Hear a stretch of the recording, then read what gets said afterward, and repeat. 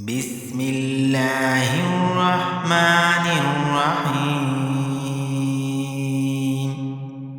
هل أتى على الإنسان حين من الدهر لم يكن شيئا مذكورا إنا خلقنا الإنسان من نطفة أمشاج نبتليه فجعلناه سميعا بصيرا إنا هديناه السبيل إما شاكرا وإما كفورا إنا أعتدنا للكافرين سلاسلا وأغلالا وسعيرا إن الأبرار يشربون من كأس كان مزاجها كافورا عينا يشرب بها عباد الله يفجرونها تفجيرا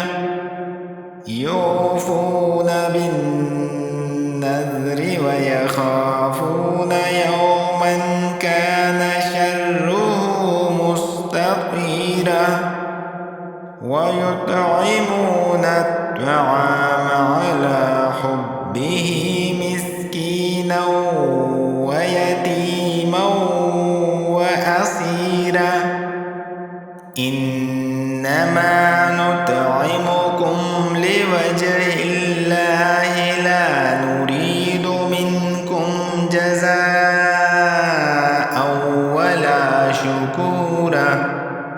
إنا نخاف من ربنا يوما عبوسا قمطريرا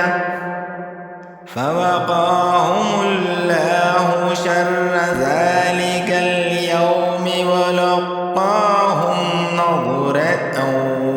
وسرورا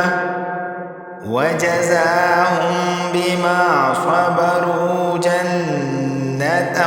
وحريرا متكئين فيها على الأرائك لا يرون فيها شمسا ولا زمهريرا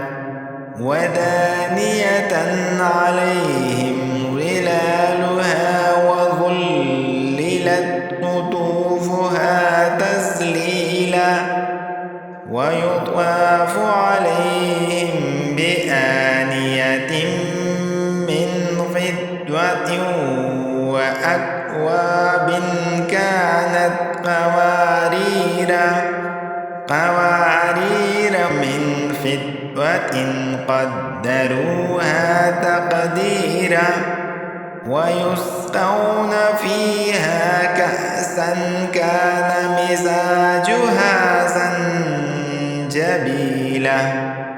عينا فيها تسمى سلسبيلا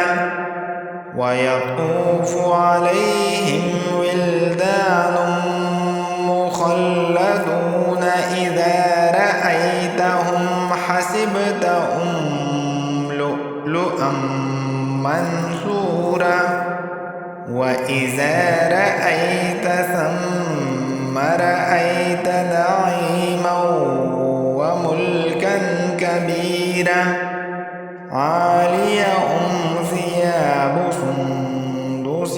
خضر واستبرق وحلوا أساور من فضة وسقاهم ربهم شرابا طهورا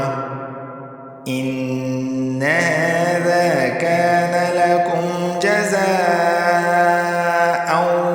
وكان سعيكم مشكورا إن إنا نحن نزلنا عليك القرآن تنزيلا فاصبر لحكم ربك ولا تطع منهم آثما أو كفورا واذكر اسم ربك بكرة وأصيلا ومن الليل فاسجد له وسبحه ليلا طويلا إن هؤلاء يحبون العاجلة ويذرون وراءهم يوما ثقيلا نحن خلقناهم وشددنا أسرهم وإذا شئنا بدلنا أمثالهم تبديلا إن هذه تذكرة فمن شاء اتخذ إلى ربه سبيلا وما تشاءون إلا أن يشاء الله إن الله كان عليما حكيما يدخل من يشاء في رحمته والظالمين أعد لهم عذابا أليما صدق الله العظيم.